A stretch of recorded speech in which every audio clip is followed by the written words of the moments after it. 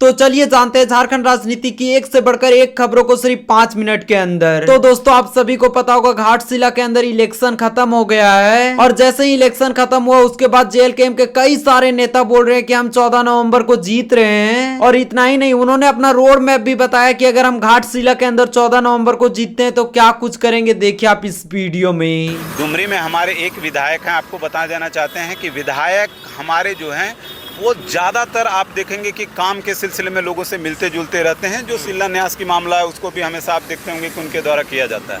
हम एक बात बता दे रहे हैं कि जेल कैंप का निस्वार्थ रूप से लोगों का सेवा करना, बस यही मुद्दा है।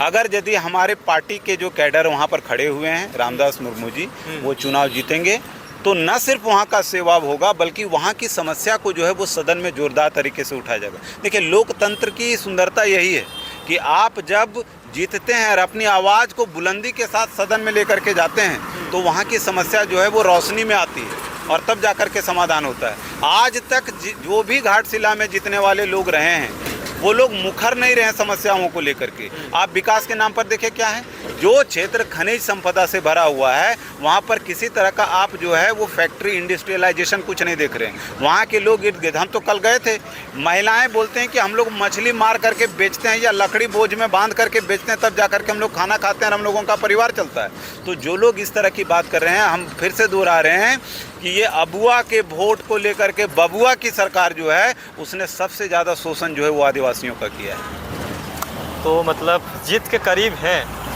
हम लोग बहुत सकारात्मक हैं और हम लोग बहुत उम्मीद करते हैं कि वहाँ की जनता बहुत चालाक है और चालाक का सेंस है कि वो लोग जागरूक हैं। और जिस तरह का बदलाव का बयार वहाँ पर देखने के लिए मिल रहा था ज़मीन पर, 2025 का जो 14 तारीख होगा नवंबर का जो परिणाम आएगा वो जेल कैंप के हित में होगा और सकारात्मक होगा। आप लोग जो भीड़ कर रहे थे ना, वो कह रहे हैं झारखंड से लाकर भीड़ को खड़ा कर रहे थे, वहाँ तो ग्रामीण निकल ही नहीं रहे थे। हम आपको बता दे रहे हैं कि ग्रामीण जो हैं वो पूरी तरह से हम लोगों के समर्थन में हैं और हम लोग बेस पर बात करते हैं। तो दोस्तों हम आपको बता दें, निशा भगत एक पॉडकास्ट में बोली कि टाइगर जयराम मातो बस गाली गलौज करके नेता बना है। और इतना ही नहीं, वो बोलते हैं कि मार काट का बात कहीं पर भी करते, ये संविधान के आदमी तो हो ही नहीं सकते। देखिए आप इस वीडियो में। कि आपके लोग, जेल कैंप के लोग जो है, जो बहन बेटी पे गाली देते हैं, जो गंदी बात करते हैं, जो संविधान के खिलाफ है, किसी को आप उकसाएंगे तो क्या किसी का मर्डर कर दीजिएगा?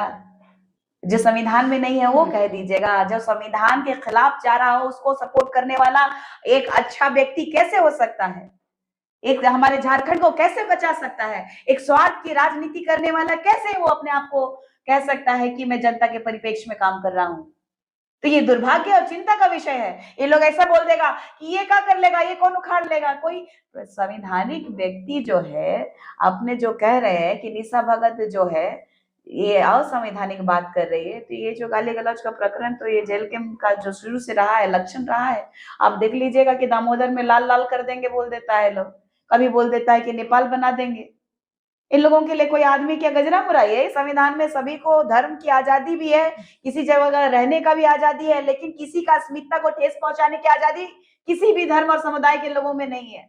और इन लोगों ने मजाक बना के रख दिया है। राजनीतिज्ञकारों ने, स्वार्थ की राजनीति करने वालों ने आज के समय झारखंड की जनता को सिर्फ कठपुतली बना के रखा है। ये विधायक महोदय संविधान पढ़िए और संविधान के तहत पूर्जा पूर्जा करने की औकात रखते हैं, तो आपने वहां कैंडिडेट अपना महत्व काहे ने उतार दिया? आप जिद करते, उतार देते, औकात पता चल जाती, कैसे आप वहां पर अपना कैंडिडेट, महत्व कैंडिडेट उतारते? संविधान के तहत तुरंत रिजेक्ट हो जाता, क्योंकि वो सीट आदिवासियों का है। वो जानते हैं ये लोभ और लालच एक दिन आपका जेल कैंप को डुबाएगी, ये दिख रहा है। ये मैं लिखित प्रमाण दे सकती हूँ, लिख लीजिए। जो लोग जा करके कह रहे हैं कि आदिवासी सीट में आदिवासियों से वोट मांग रहे हैं, भीख मांग रहे हैं कि विकास होना चाहिए, विकास होना चाहिए, जुमला जो दे रहे हैं, आज लाज नहीं लग रहा है कि एकरे नंबर पे दे देगा वोट? किसको बोल रहे हैं? आदिवासी लोग को बोल रहे हैं। आदिवासी से लड़ रहे हो, आदिवासी माँ बहन को, बेटी को गाली दे रहे हो और वहां पे जाकर के वोट मांग रहे हो। कुर्मियों, औकात में रहो, इस बार पता चल जाएगा कि आपकी औकात क्या है।